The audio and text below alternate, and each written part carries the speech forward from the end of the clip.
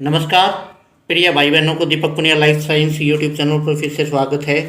आज हम साइकोलॉजी के इम्पोर्टेंट क्वेश्चन लेके आए हैं जो कि पेपर सेकंड यानी आरपीसी फर्स्ट ग्रेड के पेपर सेकंड के लिए काफ़ी महत्वपूर्ण प्रश्न हैं और ये प्रश्न आपके गागर में सागर साबित होंगे, ये मुझे आशा है और पूर्ण विश्वास है।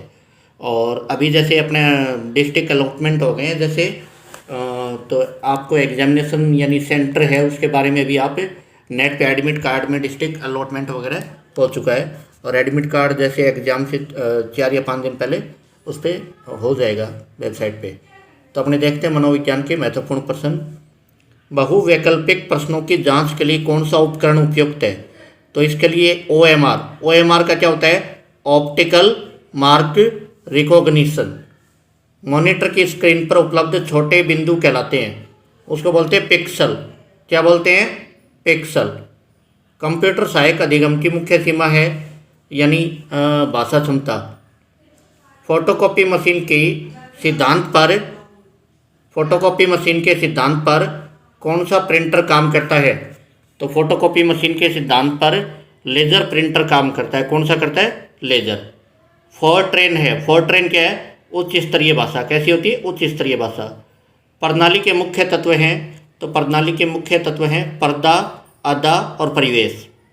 संप्रेषण नियंत्रण प्रक्रिया के 3 आधारभूत तत्व कौन से होते हैं? तो एक तो होता है लागत, एक होता है पर्दा और एक होता है संसाधक। माउस क्या होता है? माउस इनपुट यंत्र होता है। कीबोर्ड क्या होता है? कीबोर्ड भी इनपुट यंत्र होता है। सुकराती विधि के नाम से जाना जाता है, तो सुकराती विधि के नाम से किसको जाना जाता है? प्रश्नोत्तर विधि को। सामाजिक अंत्यक्रिया प्रतिमान किसने दिया? सामाजिक अंत्यक्रिया प्रतिमान किसने दिया था? फ्लेंडर ने।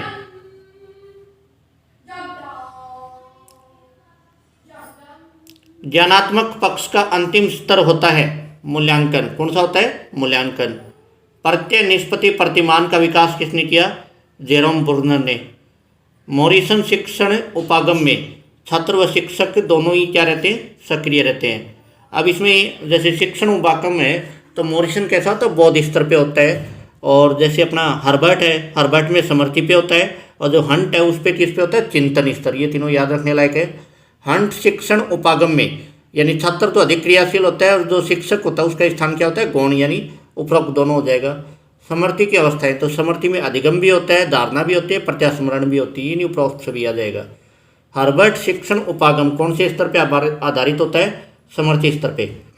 यानी कौन से स्तर पे? समर्थी स्तर पे। यानी जो प्राइमरी लेवल होता है तो प्राइमरी लेवल में बच्चे कैसे? समर्थी स्तर पे सीखते हैं। मॉरिसन शिक्षण उपागम कौन से स्तर पे? बौद्ध स्तर पे।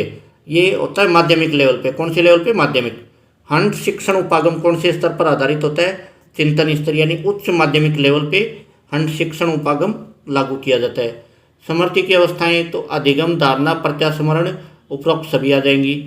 किस रोग के अंतर्गत व्यक्ति कल्पनाओं का शिकार हो जाता है?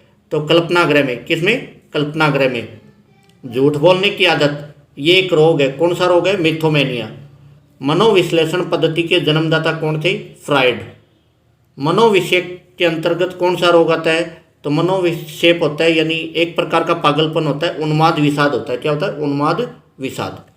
सीखने का सूझ सिद्धांत देन है गेस्टाल्टवादियों की। किसके? गेस्टाल्टवादियों की। स्किनर ने क्रिया प्रसूत अधिनियम प्रतिक्रिया को विशेष आधार देकर महान योगदान दिया था। कब? 1938 में। सीखने का सूझ का सिद्धांत किस जानवर पर प्रयोग किया गया? चिंपांजी, जिसका नाम क्या था? सुल्तान। थॉर्नडाइक के 3 मुख्य नियम, प्रभाव का नियम, अभ्यास का नियम और तत्परता का नियम, तीनों होते हैं। कौन से रोग का अर्थ थकान होता है? स्नायुविक रोग। मानसिक रोगियों को कितनी श्रेणियों में बांटा जाता है? 2 श्रेणियों में बांटा जाता है। कितनी श्रेणियों में? 2 श्रेणियों में।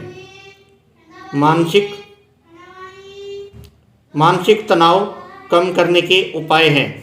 तो मानसिक तनाव कम करने के उपाय हैं तादात्म्यकरण, प्रक्षेपण और चित्त स्थापन, तीनों होते हैं। मनोदौर्बल्य के अंतर्गत कौन सा रोग आता है? उत्साह विषाद।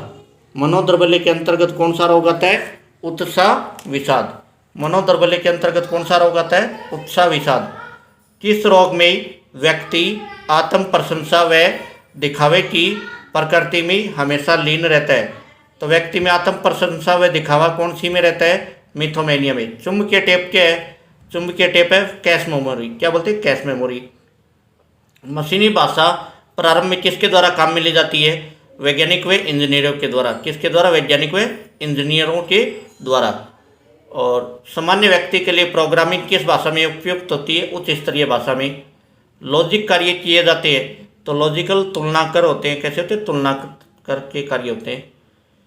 जीबी, जीबी किससे संबंधित होती है? मेमोरी क्षमता से। किससे? मेमोरी क्षमता से। कंप्यूटर को शिक्षक का रूप देने वाला सॉफ्टवेयर है, यानी कंप्यूटर एडेड इंस्ट्रक्शन। रोम क्या होती है? Non volatile memory. कौन सी होती है? Non volatile memory. फ्लॉपी क्या है? सेकेंडरी मेमोरी होती है। किसमें बालक एक ही मार्ग का अनुसरण करता है? साक्ष्य अभिक्रमित अनुदेशन। अस्वाभाविक कार्यक्रमायोजन है रेखीय प्रकार का। लघु पदों के सिद्धांत का संबंध होता है रेखीय अभिक्रमित अनुदेशन। कंप्यूटर किस प्रकार की सामग्री होती है? दृश्य और श्रव्य दोनों प्रकार की होती है। किसके अनुसार अंदर के संघर्ष और दमन व्यवहारिक विकारों के कारण होते हैं? फ्राइड के अनुसार। कौन सा रोग गंभीर है जिसका उपचार भी सरल नहीं है? मनोविषयक का। स्थानांतरण के लिए आवश्यक होता है यानी स्थायी सीखना। फ्लोरी में परिणामों का संग्रहण कहलाता है यानी सॉफ्ट कॉपी। क्या कहलाता है? Soft copy. और DSDD का फुल फॉर्म क्या होता है? Double sided double density.